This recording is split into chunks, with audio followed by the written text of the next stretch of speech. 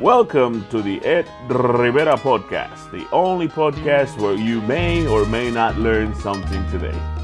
Please welcome and enjoy. Well, first of all, welcome to the EddRivera's podcast. We have a huge guest tonight. Huge. I'm actually very nervous to interview him because he's when I first started doing comedy here in New Zealand, he was one of the first names that came up as a recommendation to learn about comedy and to hear what comedy is in New Zealand. So please welcome Mr. Tofiga. Thank you. Good to be here. Yeah, man, I'm very excited. I'm very we've been trying to get this sorted for ages now, and we got it now. Here in is your hometown Wellington? Hometown Wellington. To have you here in my hometown, the capital city, which is a lot cooler than where you're from up in Auckland, and a lot less COVID. A lot less COVID. That's true. That's why we traveled back here. Yeah. We decided to bring you COVID now. Get some of the fun that we have over there. Well, obviously there's 1,000 questions that I really want to ask, but let's get to the first deal, the main deal, the one that I really want to know. What got you to comedy? What decided Tofiga to be a comedian?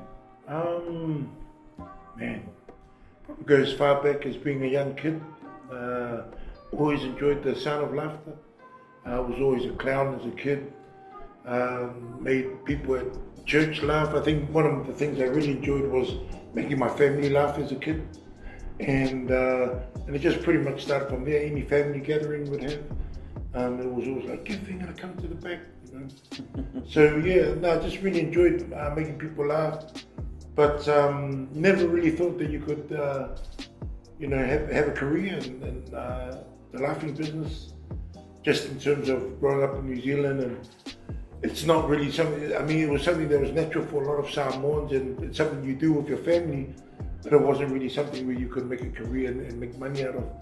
And even on TV in New Zealand, the only comedians really for me growing up was the late Billy T. James. And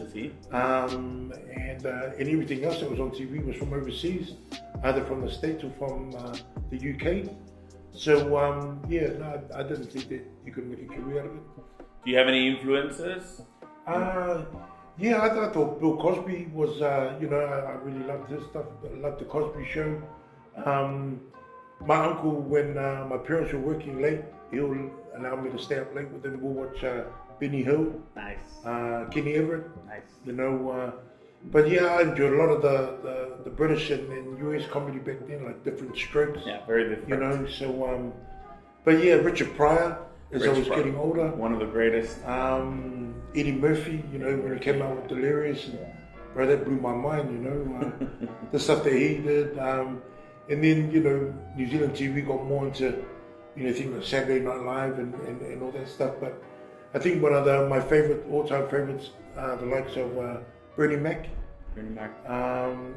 But Samoan comedy-wise, it'll be Sumel and Pekelo, especially Pekelo, which are two legends. Sumel's passed away. Sumel's passed away, and but Pekelo's still alive, but he's in the States.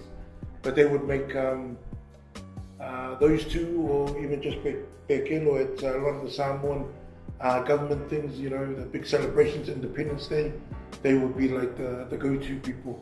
So yeah, they were my influences, comedic-wise. Nice. But legends. What about your family? Did they, when you tell them, "Hey, mom, auntie, Cassie"?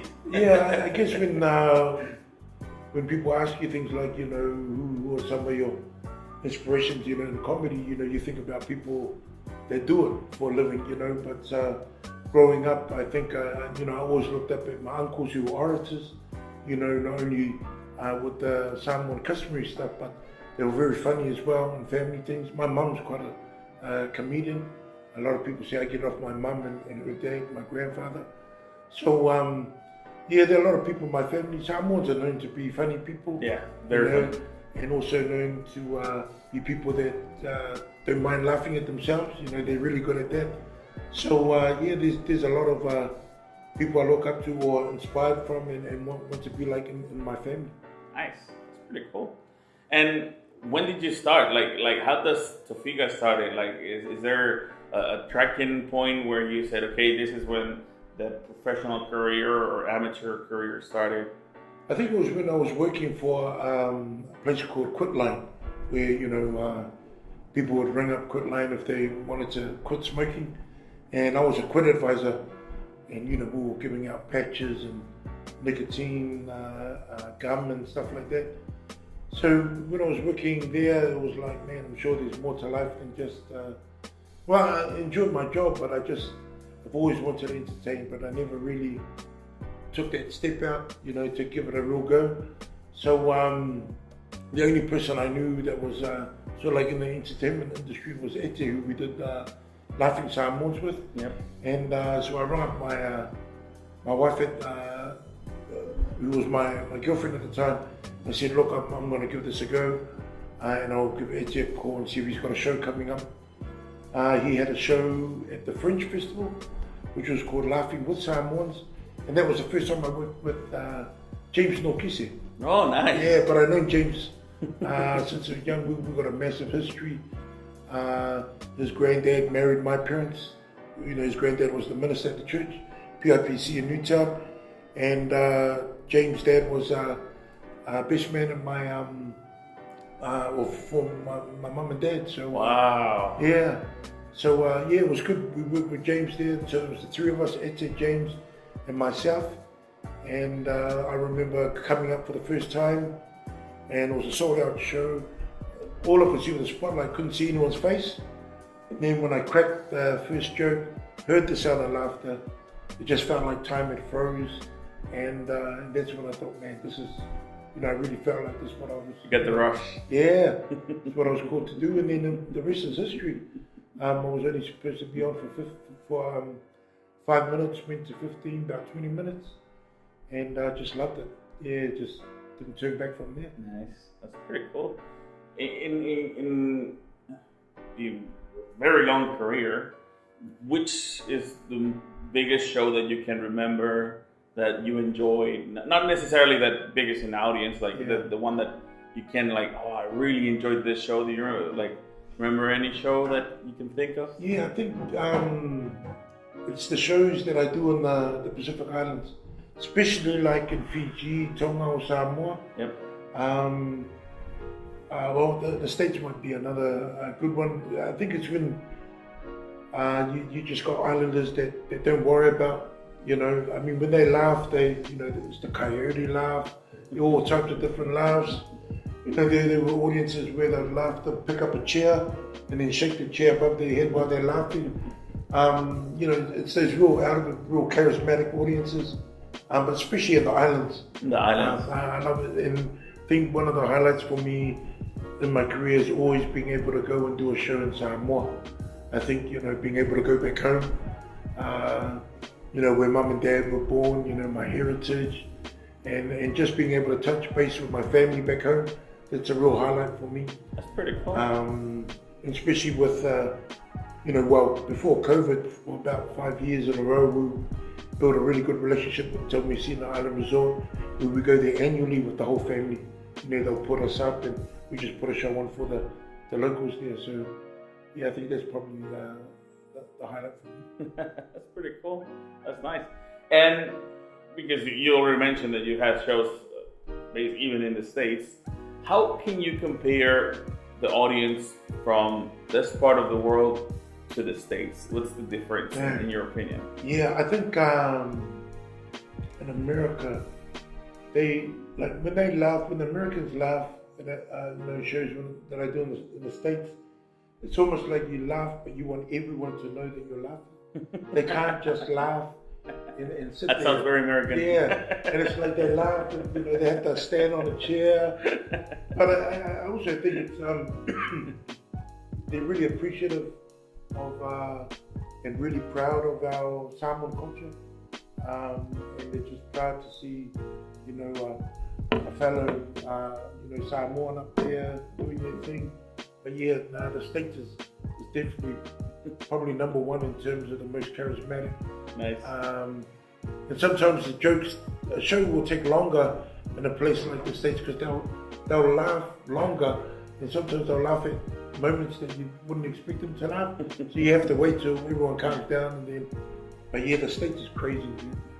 Yeah, I really miss it, since COVID and all the borders are closed, but can't wait to head back to the States. So it's in your plans to go to the States? Yeah, I'd love to go back. That's good. Which places would you like to, or have you been, or would you like to go in the States? Most of the places we've been is all out West Coast.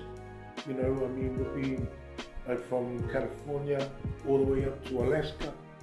Man, Alaska I love because just the endless salmon, king crab, So you go for the food, not for the audience? Yeah, well, if there's an audience, it's a bonus. That's good. But, the food is the main thing. But I also learned going there and seeing family that you've got to make sure you take your gout pills in, with all the seafood over there. But when we were there during summer, it was 22 hours sunlight. Nice. So, show started at 7, come out at 10, 11 o'clock, and it's still sunlight, So it was something different. But the States, I'd love to hit the East Coast. We're supposed to be there earlier on this year for a cruise.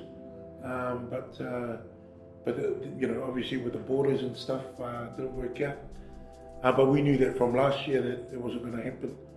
But it would have been nice. We're supposed to start off in Florida. So we do all over West Coast, from Frisco, LA. I think if you go to Florida, they won't let you go leave. Oh man! This Cuban has to stay here. Yeah. I love to check it out and go and see my cousin The Rock over there. But yeah, the States is an amazing place. The food is awesome, especially with the buffet. And if you want to find out where the islanders are, just go to a buffet, I really miss buffets as well. They're the best thing from the States as well. I can agree on that one. Yeah, but it was funny when we got there. There were signs on there, please use the plates. Because I could imagine a whole bunch of islanders putting food on the trays. Yeah. And you were only allowed to sit there for 2 hours. That was it, and then you had to be gone. Because I could imagine someone would go have breakfast, stay for lunch, and also for dinner, and then go. That's pretty cool. And obviously, we're talking about your shows and everything. You've gone solo at the moment, and I think we can talk about now. I saw it's all over Facebook, and I've seen it even on Google. It appeared. You're part of the international festival here. Yeah, man, it's a big thing for me, because never been invited before. But it's a first. I think that just opportunities. It's all about timing, and I don't think I would have been a part of it. Not that they didn't want me, but I don't think I had the right people to connect me with the festival, which has been awesome in terms of just new development the last 12 months or so. Hooking up with Square Swims and Co. It's been a real eye-opener, been a real blessing as well, in terms of not just them doing Square and the team doing hard work, but just who they connected with has made me, just see things in a different light, and also broaden the whole network for me anyway. Things that I've always wanted to do, even when I first started, and now I know how I can do it with the people that have been hooked up through Square and the rest of our team. That's pretty cool. Yeah, like yourself. Yeah. I wouldn't have met you if it wasn't for Square, and we had that salad at Square's house before we went to very light salad. Yeah. Very light salad. Before we went to KFC drive-through. But that was before they sold COVID as well at KFC. It's been awesome. Really happy to be a part of it. I think it's a nice way to network with other legends of New Zealand comedy. Yes. But just nice for me to be there, especially with solo career, and hopefully have a whole bunch of our people coming to the show and for them to experience what it's like to be a part of the New Zealand International Comedy Festival. That's pretty cool. That's pretty cool. Now, going back a little bit to your comedy, as you mentioned, bringing your people and everything. Obviously, you talk about Samoans, but do you include all the Polynesians or just Samoans? Oh, no. So, originally, when I started doing comedy, like people paying tickets, I thought only Samoans would understand the jokes, because I grew up doing funny stuff, telling jokes to my church family, to my family, So, and they're all Samoan. So, when people were saying, when Eddie said we're going to do Laughing with Samoans and we were with James and we were selling tickets, I'd never been so nervous in my life. Because when you do jokes to your family and your church family, they all laugh. And even if you got stink jokes, they'll still laugh because they feel sorry for you, They're like, yeah, man, it's our cousin, you got to laugh. But when people were paying tickets, I was like, man, what if they ask for a refund if my jokes bomb, So I've never been so nervous. Yeah, so, it was a whole different type of experience and things like that. And just while I'm giving you my answer, I totally forgot the question. But yeah, no. It was originally, I thought it was just Samoans, but then, you started getting emails, requests to come to Tonga, come to Fiji. So I thought, wow, but I guess that's the power of back in the days it was videotapes, but then, then you have YouTube and all that, and the more content and stuff you get out there, the more people, Yeah. And then we have requests from the States and all, and I thought, wow, and we got when I do shows in Australia, got Lebanese, Italians, Greeks, further up in Queensland and that you go to, we get Torres Strait Aborigines, all coming to the show, and I think it's because they can relate to the stories of families migrating to a new country, the whole, broken English, that type of thing, the characters, the Auntie Talas and all that. Everyone's got an auntie like that. How many characters do you have? Man, I guess the key ones are like Auntie Tala, which is a favorite for many, Uncle Sam, who thinks he knows everything. Then you got Suave Lealofa, who's like the Samoan Elvis, and thinks he's God's gift to women. And one of the ones that we did for Kung Fu and rugby coaching was Tawita Umian Fampe. I don't know where the last name comes from, but could be part Mexican. But yeah, those are some of the characters, and just a whole bunch of other characters when they, But it's been good doing solo where it's more Tofiga, and less character. But I think a lot of people have been asking for the characters to come back, so we'll see how we go. Have you ever had that experience in the show, like where you're doing your comedy as Tofiga, and then they tell you, "Hey, auntie," or "Hey, uncle"? I mean, I haven't had that yet, but there've been times where I do my stand-up. If I break off into my mum or an auntie, they see a bit of it there, So, or if I break off into an uncle, it's a little bit of that. So, but I haven't had anyone shout out yet.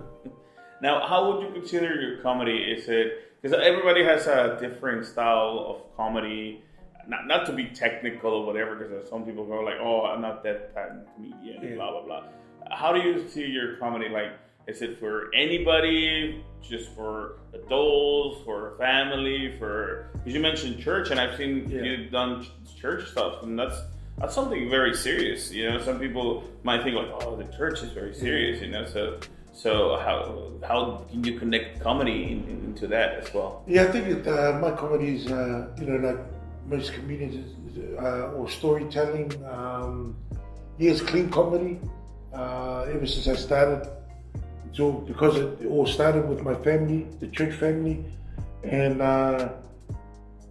so for me, it's always been easy for me to not curse, swear, and all that type of thing. But also for me, it's all about. I always, in terms of growing up and being brought up Samoan-wise, one of the biggest thing is Samoan is whānau, which is respect. So for me, it's being respectful, knowing that when I do a show, I'm taking my parents with me, my family, my church family. So I'm representing them, and and it just, for me, it just doesn't sit right if I was to do, you know, a lot of the swearing in that and representing my family at the same time. So, you know, it's for the whole family. One of the things I love about doing shows on the islands is, or anywhere really, but especially back home, is that, you know, you got grandmas coming with their kids and their kids' kids, and just seeing all of them there. You know, for me, comedy is about that. That's why I do it. You know, is because I can bring families together, make people laugh together as a family, and for them to leave knowing they had a good laugh. You know, not have them leaving like, oh, I think it was a bit risky, the old. But yeah, it's all about family coming together, and that's the main reason why I do it. And I mentioned this because actually last week I put my daughter. She is a big fan of you. That's why she got starstruck when she saw you. She was like, oh, is that the guy that looks like my dad? We watched your movie Take Home Pay, and the whole movie she was just laughing.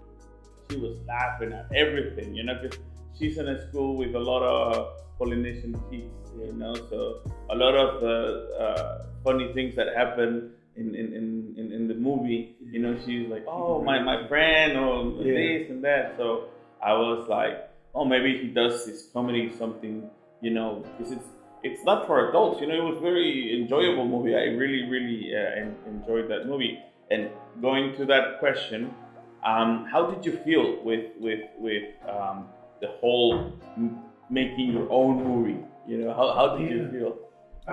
It was different. It's a different experience because all my, life in terms of comedy has always been in front of an audience, you know. So having a camera and not having the interaction, or they would be giggling and then we have to do it again, you know. It was different. It was a different discipline, but I really enjoyed the process and actually starting to understand what it takes to create a movie, even though it was, was a big budget movie, a small team, just understanding, you know, the whole process of the way you produce, you know, the people that the catering, but you know, just the whole setting up of organizing people, casting and all that stuff, rehearsing with scripts. But I enjoyed, you know, just creating in front of the camera. In the future, would you like to participate? Maybe another movie? Take Home Pay #2, maybe, you know? Yeah, man, I'd love to. I think one of the, not sure if The Rock's mum is going to watch this, but if she does, I'd love to do a movie with The Rock. The Rock? Yeah. I could be your stunt double. Bro, even if I'm just standing in the background, you know, I think he's probably the number one in terms of, entertainment and just real inspirational, you know, like he's got the $7, but like, you know, the story behind that, and to see where he is now and just his heart for people, you know, and what he does for people behind the scenes. Yeah, I got to meet him when I was a kid. I got to meet him. We lived in Sacramento. We used to live in Sacramento, and my dad took me to see the WWF at that time. WWF. Yeah. Oh man, that's a long time ago. Yeah, man. I was like maybe 8 years old, and I remember he was my favorite. Yeah. So I had the toy, I had the shirt, I had even the drink of The Rock, you know, and everything. And I was the only kid in school that I could, you know, lift the arrow, you know, lift my eyebrow, and if you smell, and you know, to go all the way.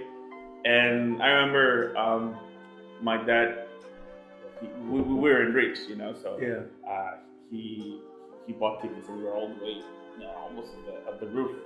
At the rooftop, so we could see them, you know, just like in the TV. I think if I watched it on TV, we would be closer, you know, but we were live.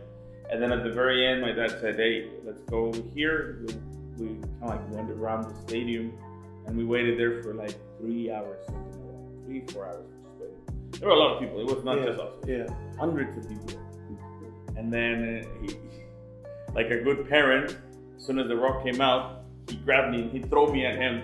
You know, just just for me to get the opportunity to meet him, you know, because I wasn't able to see him. They had like a barricade kind of thing, and my dad just picked me up and threw me in the sand, and he catch me, and I remember I was just, you know, like starstruck almost.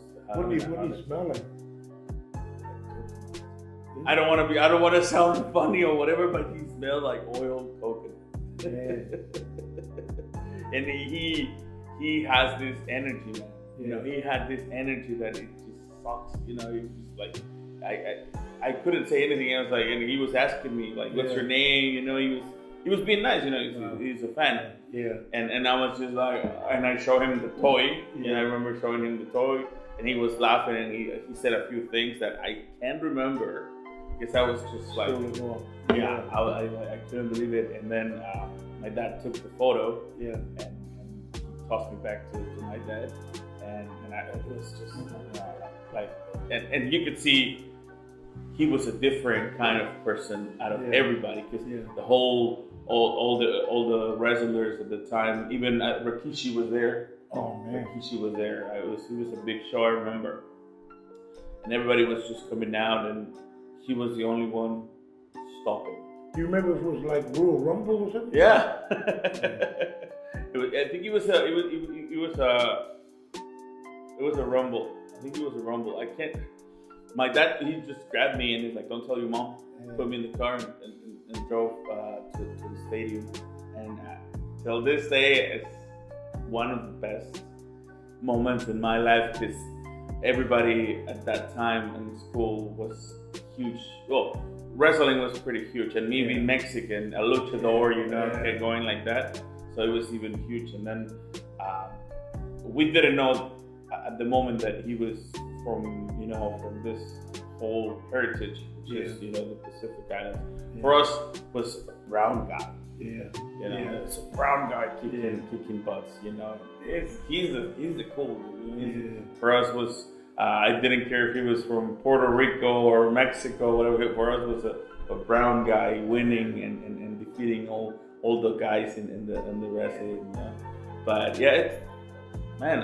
with the things how are going with you, I'm pretty sure we're gonna see you with The Rock eventually. You know, you could be one of the uncles. If my dad was alive today, he wouldn't be able to throw me to The Rock. But he's awesome, you know. And like you were saying, just that whole Anua'i family, you know, the wild Samoans, Rikishi, Umanga, and it's a huge dynasty, you know. Huge. Yokozuna, all those cats. We I until I got here, I started realizing, you know, this whole history about wrestlers and everything, because Lucha Libre in Mexico, I have friends, I have family that have participated in wrestling. I never liked it. A lot of people think it's fake, but still you can get hurt. You know, there's a lot of showmanship, but still you can get hurt. And I remember going to see my friends. There's in my hometown, there's a place called Coliseo, which is where all the kind of like stars rise up. And every Tuesday they have a fight or a match that is called Rich versus Poor. And it's very funny because nobody pays attention to the wrestlers. It's the audience fighting each other. Because the rich people are the ones at the very bottom, because they're the most expensive tickets. And then the poor people are the ones in the the very high level, and they're just screaming the whole fight. The wrestlers are doing their match, while the whole audience is fighting to each other. They're and it's part of the culture. It's kind of like a cultural situation.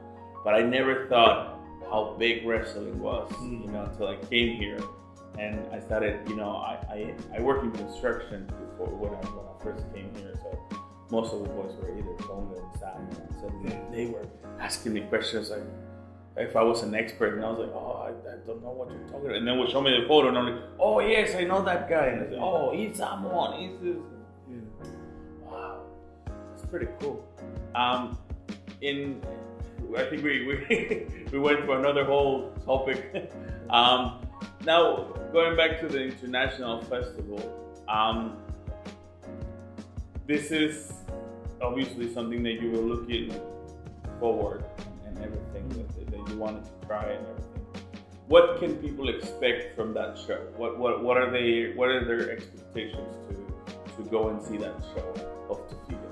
I think for people who have been going to the festival, you know, who are hardcore fans, have been going through it out the years that it's been on, I think it'll be different in terms of the way I tell my stories in it. I think it'll be a nice taste of Samoan humour, island humour, and yeah, I'm sure you know there's a bit of music in there. There's a lot in terms of just fatherhood with my 3 sons, and also some of the experiences of travelling and my upbringing as well in New Zealand as a Samoan made in New Zealand. So yeah, it's a 60-minute show, 60 and but if people laugh, it could be a bit longer if they don't. Then 15 minute show, and 10 minutes will be the intro music. Yeah, so that's good. Yeah, I'm really looking forward to it, and yeah, just to be not just to be a part of the festival, but just being part of something that's opening up to all Kiwis to come and watch and to celebrate. And are you doing this in South Auckland? Yeah, so we're going to be in Kiri Te Kanawa on the 1st of May as part of the Comedy Festival. Big theatre, so encouraging all our family to actually buy tickets, not text me last minute for comps. Or hang around outside like, have you got a show? I was ask for the comps. Yeah. So, but yeah, now we'll be like any theatre, you want to pack it out, especially because I think the festival was my first time, and it'd be nice to share with all the family and all and the rest of New Zealand. So, Kiri Te Kanawa there. Then we're going to be in Wellington on the 3rd of May at the Opera House. We've got the gala on as well, I think on 30th of April in Auckland. All right, that's pretty that's pretty good. I think one of the interesting parts of doing these big shows is what you are going to bring to the people, and you mentioned music and everything, and Samoan culture and everything. Do you include also Kiwi culture? Yeah, I think that's one of the bonuses, is that even though I'm Samoan, raised Samoan, I'm Samoan made in New Zealand. So, I'm Kiwi as well. So you didn't get hit? Oh no, that's when you're raised in Samoan. Yeah. But the Kiwi part is that you have to pull the curtains and stuff, because my Kiwi next door neighbours might ring up the police. So, and it softens the sound as well. You don't hear as much. That's good. Yeah. So we learn all about sound and stuff. But yeah, yeah, looking forward to performing at Kiri Te Kanawa Theatre at Aotea Centre. The date again? The date is the 1st of May. 1st of May. Yep. What time? Do you know the time or not yet? It's going to be at the same time that it starts. Okay. And it'll finish when it ends. Yeah. So yeah, it's about a 60-minute show, but I'm sure if people laugh, it'll be a little bit longer. I'll bring all the cussies. Oh, I have to. Got to bring all the family. Like I said on social media, tell all your family, your cousins, your exes, and not the ex. You only got one ex? Only one. That's it. No more. Yeah. we can erase that. That's pretty cool. Also, one other question that I wanted to ask you, because this is something that I love about Samoan names. Because I was joking when my son was born here. I was joking with my wife of putting him a Samoan or a Tongan name just to confuse the people. Yeah. Because we have a very, very strong last name, which is very Mexican. My last name is Rivera, and it's very Mexican. And can you pronounce it again? Rivera. Very Spanish. Rivera. Rivera. Rivera. Yeah. Rivera. Rivera. And then my wife has a very Spanish as well last name. So his full name, in Mexico, we do that. We go first name, second name, last name, and then another last name. Yeah. So for example, my full name is Eder Esaú Rivera Perez. And I know Samoans have the same problem with the very long names.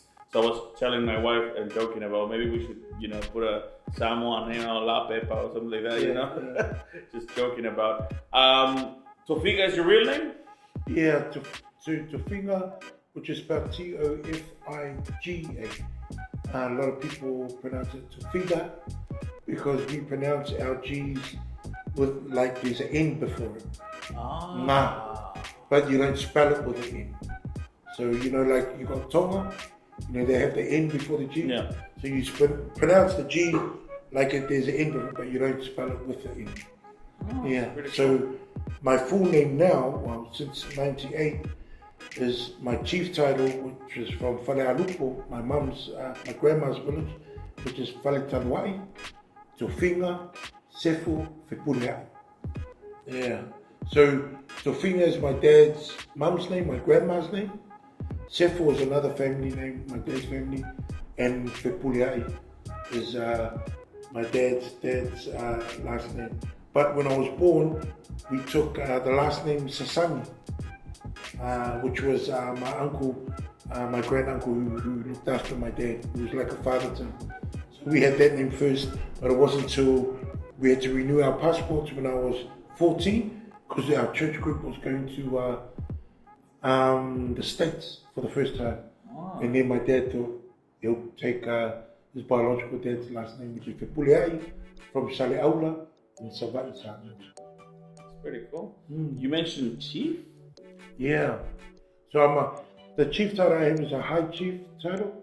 Matayali'i from Falealupo, which is on the tail end of Savati, which is next door to my granddad's village called Papasatawa. So if you really want a taste of for me personally, the real Samoa, you have to go to the big island, Savati. And in some parts of Uporo around, but in the Pia, that's too much like here in New Zealand now. With all everyone wearing trousers and tourists, bling and all that sort of stuff, and all the tourists and that, the fast food.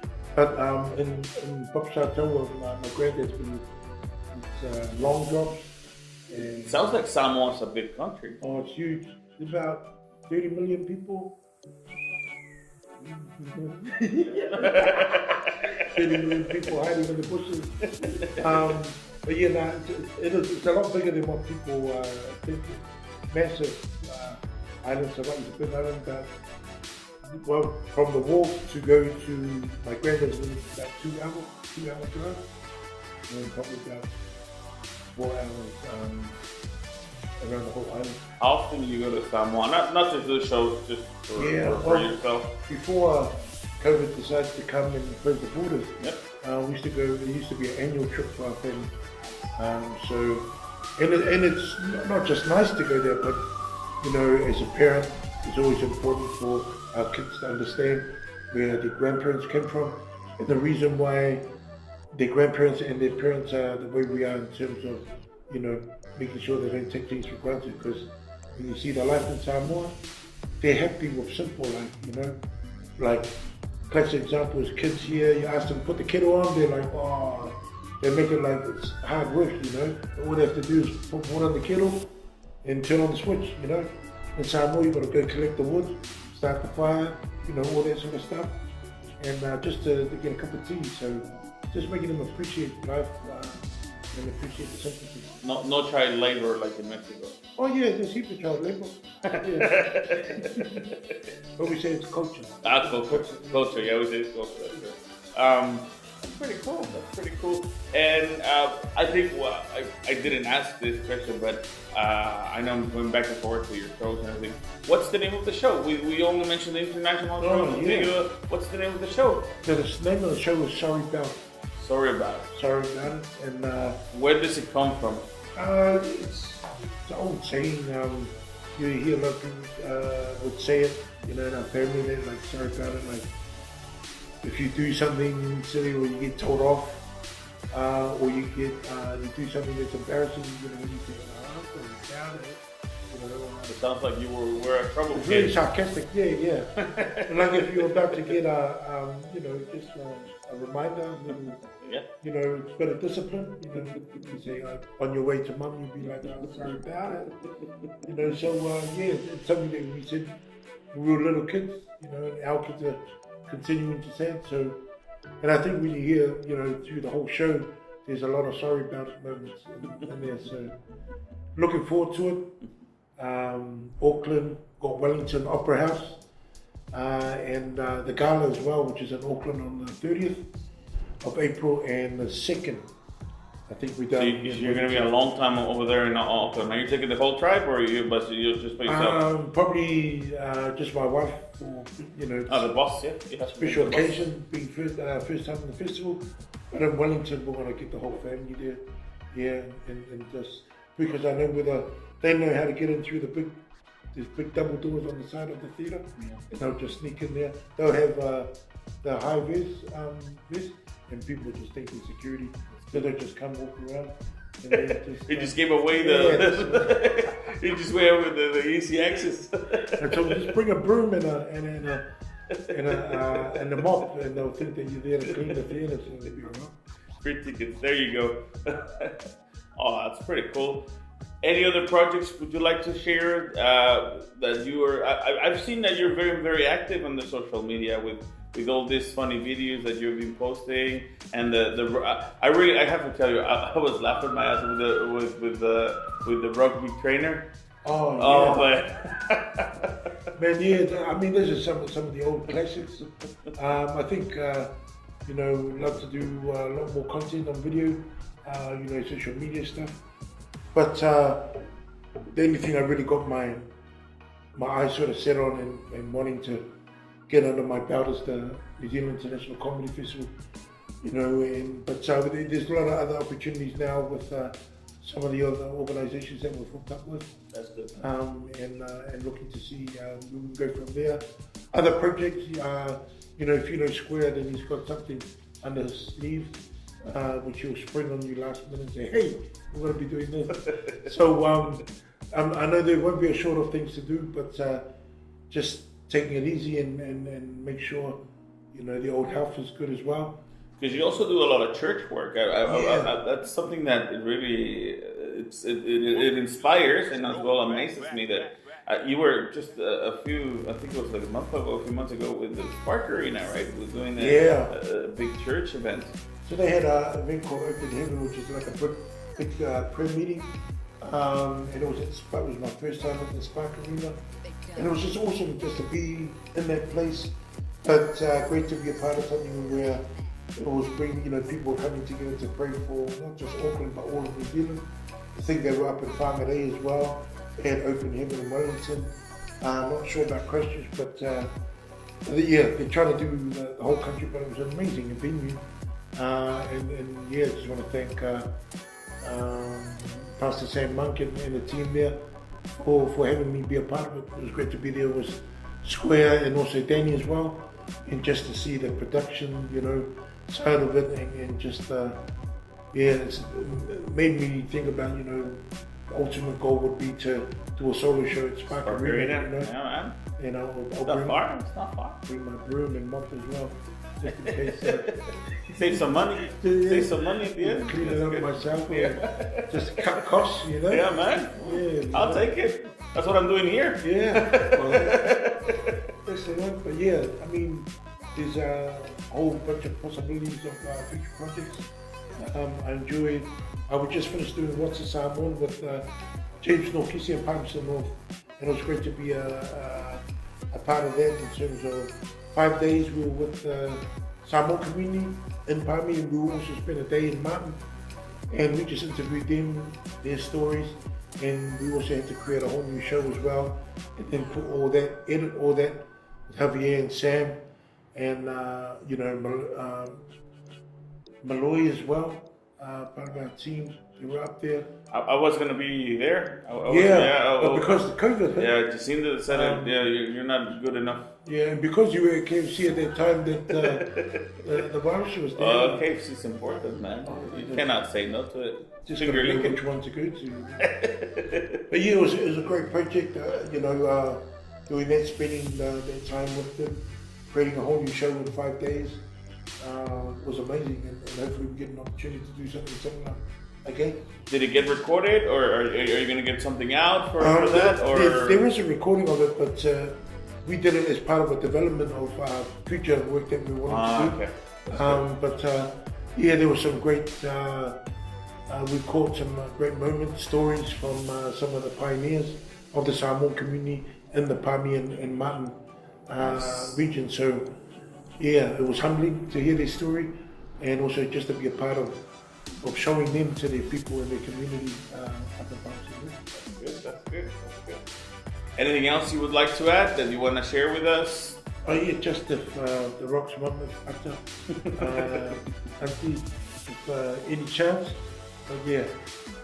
Get this guy. We'll get someone to throw me to the rock. To the rock? Catch me. Oh, we need a forklift, but we can do it. We can do it. Not impossible. Could be the end of his career if he tries. Well, he's getting massive. Have you seen his last videos? He's got a new movie, the superhero movie. I think Black Adam. I think it's Black Adam. We put a brown person to do a Black Adam. Yeah, I'd love to do something like that. Be a superhero. Well, he can be the superhero. There's no way I'm going to fit in his trunks and stuff. But I have tried putting my underwear outside of my track pants. Does it work? No, it looks ridiculous. Police doesn't like that though. No, especially when you've got holes. Don't put the underwear outside if you've got holes in the underwear. It might be good for those owners, but mine are all brown. The underwear or? Yeah, just in case, save time. Yeah, you can avoid the washing. Just changing, four times. All right, that's pretty good. Social media, where can we follow the great Tofiga? On Instagram, @Tofiga. Facebook, Tofiga. What is that one again? Yeah, that's the one, Tofiga.nz on Facebook. And on Tinder? No? On Tinder is what? Black Adam? But also on what's the other one? We've got Insta, Facebook, Twitter. Oh, Twitter, I can't even remember. I think it's Laughing Samoans, LAFINGA, SA. I don't use Twitter, man. But, TikTok? Oh, TikTok. That's a thing. That's good. That's good. Well, or www.tofiga.nz for latest in terms of shows, there the you comedy go. festival, and find out where you can get tickets to come see shit. This is for my family, where you can get tickets, buy tickets. So you hear it from his words. Get the tickets. Obviously, I'm gonna post on the Spotify link and everything, all the places where you can get his information and the tickets. And thank you so much for this opportunity. I was very looking forward to obviously to meet you first of all, and then second to have this opportunity to know a little bit more of you. I think it's better to hear it from the person itself than what people say, and I don't believe what people say about you. No, but honestly, it's a dream come true, to be honest. I really admire your work as a comedian, as an actor, as a celebrity impersonator and character creator and everything. I think it's you still have a lot to give, and we need to follow your career from very close. So please make sure to follow his and make sure to go to his show for the people in New Zealand and the people in the States and in Mexico and Latin America. That we have listeners in the States, we have listeners in Europe, which is pretty cool. We just got Europe. I was very surprised with Europe. Make sure to follow him and check out his work, and of course, Mexicans in share it. Europe. Yeah, we're trying to take it back, but it's too difficult. We decided to start with the States, one Mexican at a time. It's a long drive in a van all the way to Europe. I don't know, man. It's huge. Yeah, and there's no walls over there for us, so where can we have fun? Long, just go straight there. Yeah, and then we end up in China, and that's a very long wall for us. We're not ready for that one. Have to practice in the States. But yeah, make sure to follow Mr. Tofiga. Thank you very much for being in today's Ed Rivera podcast. Have yourselves a wonderful day or night, and see you on the next podcast.